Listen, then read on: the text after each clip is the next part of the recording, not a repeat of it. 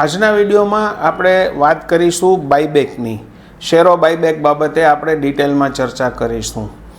ગયા વર્ષમાં આપણને બાયબેકમાં ઘણી બધી કંપનીઓ ન આવી એનું કારણ એ જ હતું કે ગયા વર્ષે ટેક્સને લઈને જે ખરાબ નિયમો હતા કે જે કાંઈ પણ શેર બાયબેકમાં જાય એને ડિવિડન્ડમાં ગણાતી રકમને અને એની ઉપર 10% સરકાર TDS ઇન્કમટેક્સ ડિપાર્ટમેન્ટ કાપી લેતું હતું।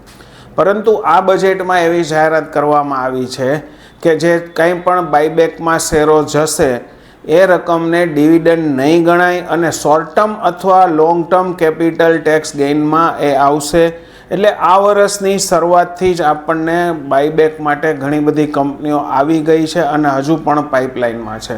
એટલે કે આ વર્ષ જે છે એ 2026-27નું ફાઇનાન્શિયલ યર બાયબેક માટે ખૂબ જ સારું રહેશે। વચ્ચે એક વર્ષ જે ગેપ આવી ગયો એ ગેપ પૂરો થઈ ગયો છે। જેવી રીતે પ્રાઇમરી માર્કેટમાં IPO આવી રહ્યા હતા અને આવી રહ્યા છે એવી જ રીતે આ વર્ષે બાયબેકમાં કમાણી કરવાની પૂરેપૂરા ચાન્સ રહેશે અને લોકો બાયબેકમાં પાર્ટિસિપેટ કરશે।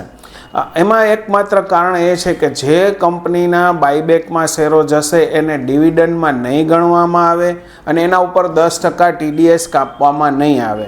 આ જાહેરાતથી બાયબેકની કરવા માટે કંપનીઓ ઘણી બધી આગળ આવી છે। ખાસ કરીને જે કંપનીઓ કેશ રીચ છે એ કંપનીઓ બાયબેક માટે ખૂબ જ આગળ આવશે। અત્યારે પણ આપણે જોવા જઈએ છે ઓરોબિંદા ફાર્માની, પછી વિપ્રોની વાત કરીએ તો એનું પણ બાયબેક ચાલે છે, એટલે કે એની પણ મિટિંગ આવી રહી છે, જાહેરાતો થઈ રહી છે।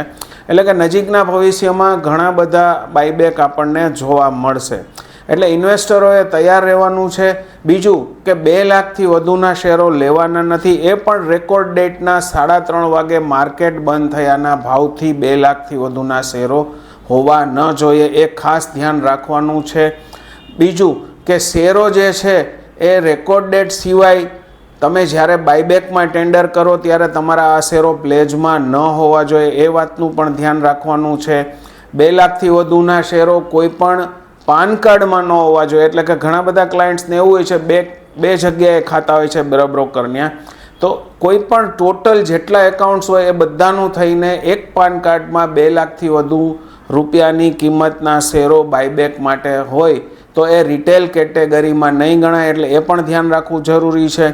જે કંઈ પણ ફેરફારો બજેટમાં આવ્યા છે જેને લઈને બાયબેકની મોસમ આવી છે, ઢગલાબંધ કંપનીઓ બાયબેક લઈને આવશે અને આ વર્ષ ફક્ત ને ફક્ત બાયબેક માટે ખૂબ જ સારું રોકાણકારો માટે રહેશે એવું મનાઈ રહ્યું છે।